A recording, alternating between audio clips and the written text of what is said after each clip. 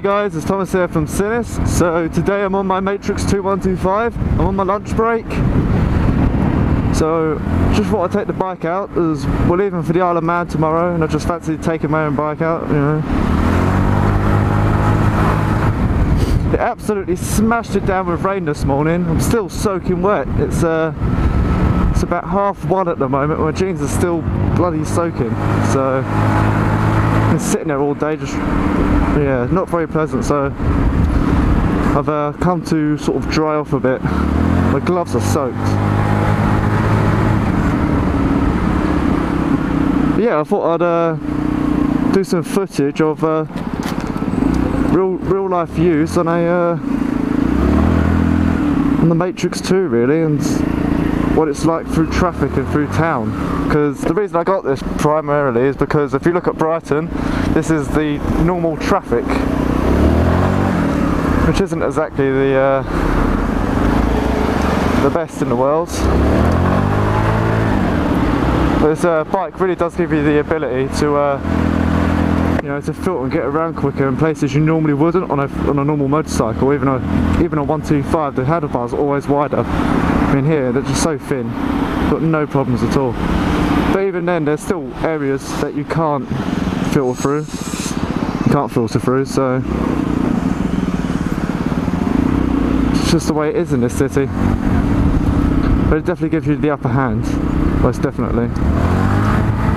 It's nice and punchy as well.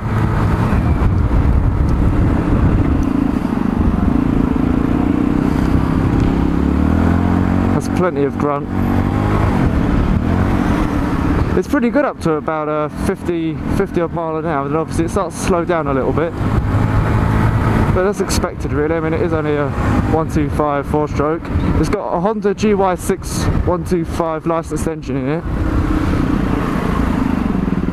so it is really built. It's built very well. It's built to last as well. You know, it's designed for our commuter market, which, you know, you guys are out there all the time. I mean, a lot of couriers in Brighton as well use the Matrix 2s. You have so many being sold. I mean, I'll shop on the wheel in Brighton. They sell so many of the bikes. It's one of their big sellers, the Matrix 2. When I bought this, it came with the big courier box in the back, which I've got back at home. And yeah, it's really useful, the box. I mean, it is really good. I mean, it can fit so much in there. I mean, I live by myself and bike's my only form of transport, so I can fit 2 to 3 weeks shopping in there, in the back of that box, and it's great really.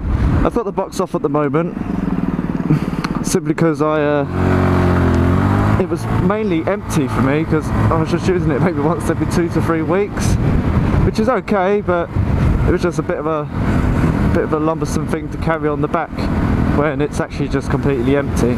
And the under seat storage is more than enough for myself. I mean, I can't put my helmet in there because I've got quite a big helmet. I've got a supermoto helmet, motocross helmet on. So I've always owned supermotos, and this is my first bike without being a supermoto. So I'm not going to change all my helmets over or anything. So just carry on using them. You can use bus lanes in Brighton. A lot more helpful.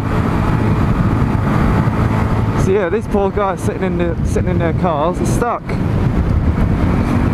You know, the queues are so long in Brighton. You know, my friend came down to come see me, and we went out in the car. It took forever. I think it took us maybe 40 minutes from my house to the seafront, and I don't live that far from the sea. And on the weekends, on a sunny day, you can't come into Brighton on the main roads. I mean, the locals know the back roads and the quicker roads, but still, even then, there's just you got very little hope of getting anywhere quickly. But the scooter really does allow city transport to speed up for yourself. Look, you can fit in very small gaps.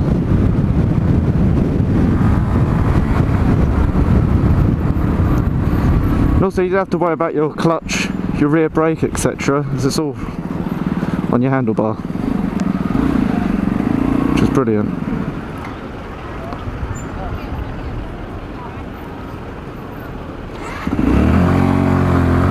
It's kind of cool.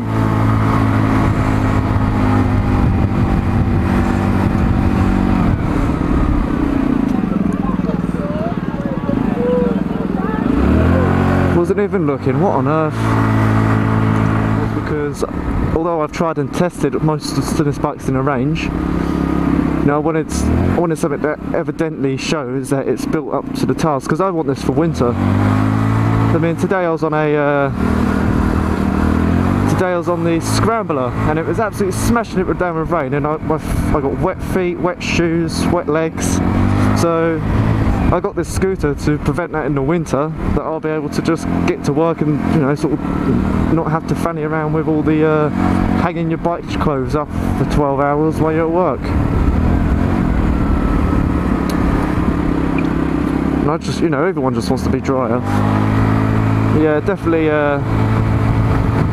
makes sense, the scooter. On the open roads it's good, it really is good.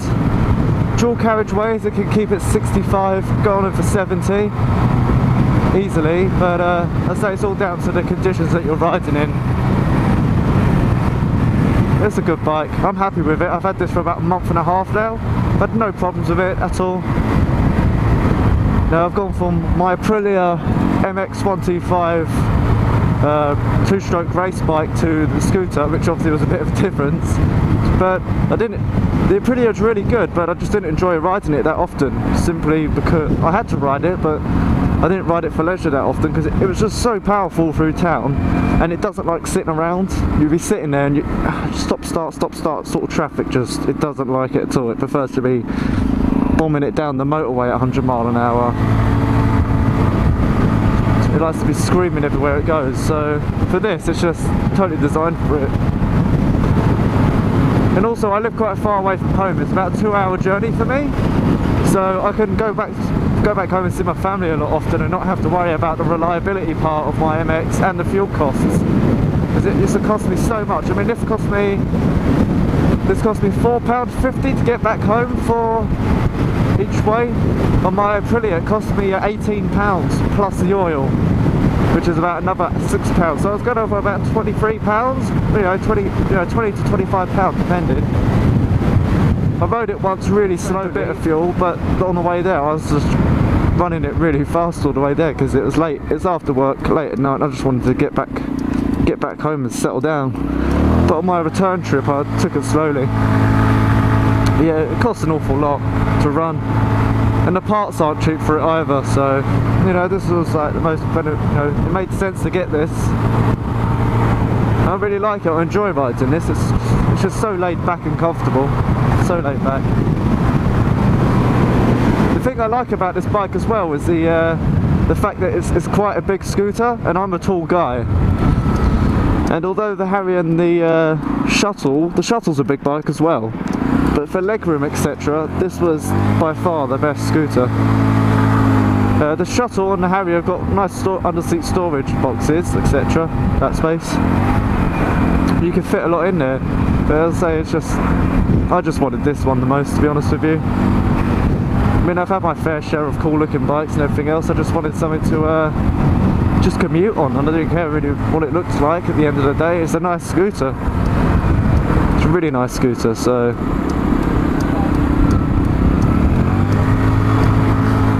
yes, I think it looks nice, and you know, I'm happy with it. You know, I know it's a non-biased review, but I actually own this bike, so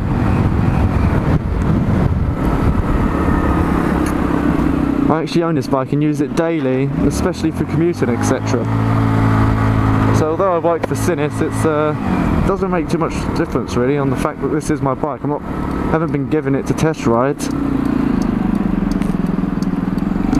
I paid for this in full and sort of committed to it, same as everyone else is who buys a bike. So yeah, it's really good. And the insurance is so cheap on this bike. I mean, my license isn't the cleanest, let's be honest, and the insurance is quite high for me, but the insurance was cheap on this as well. You know, it's about £334 for the year, so you know, that's really cheap considering the everything I've got going against me. Another reason I got it is my Aprilia was about £800, no, 890 it was, 890. That's an awful lot for a 125. I mean, it's not like I'm 16 or 17 just starting out, and I've been running for a few years now. Yeah, Brighton Pier, Brighton Marina. They've closed down the walkway. Apparently it's become quite unstable. And one of the floors fell through quite a few months ago. I think it's a bit further up actually. So they've closed it all down, unfortunately. And they're meant to be renovating it, but it's just... They've been saying that for years. It's a shame really, because they shouldn't really have let it get to that stage in the first place. Yeah, that's the part where it fell down. Don't know why they left it to get to that state. It's a major part of Brighton really, same as the pier. I mean, the old pier got to beyond, you know, to beyond ruin, but they didn't maintain it. I mean, I know it costs a lot of money to do this stuff, but it's one of the main attractions to Brighton, really. Everyone likes to come down here for the sea. That's a cool bike. Trike. So, there we go.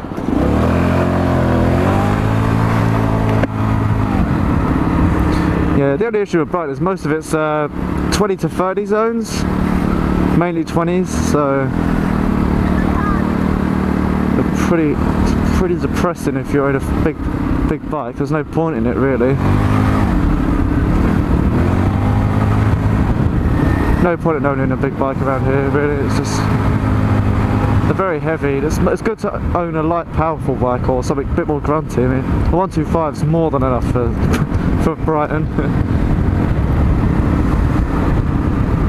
In any city really, I mean, whether it's London, etc., it's all built for it really. It's really good. I mean, I'd say these handlebars are just brilliant. They're a lifesaver. I took the mirrors off because they've sort of got in the way with the big 4x4s, such as Land Rovers. The mirrors are like really, you know, boxy, so it always restricted how far you could go. So without the mirrors, you know, your hands are here and you can just go wherever you want to. There's another reason I took the box off from the back as well, because it simply just slowed things down a bit.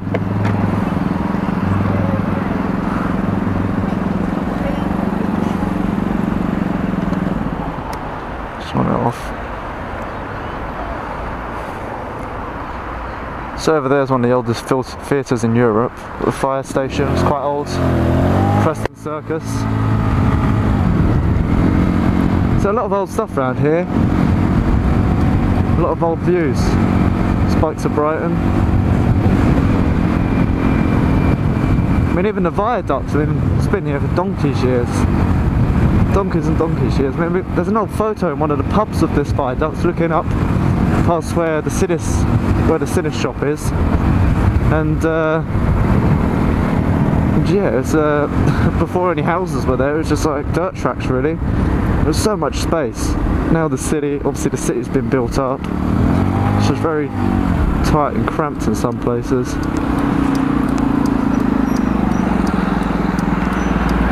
Oh, I'm loving it.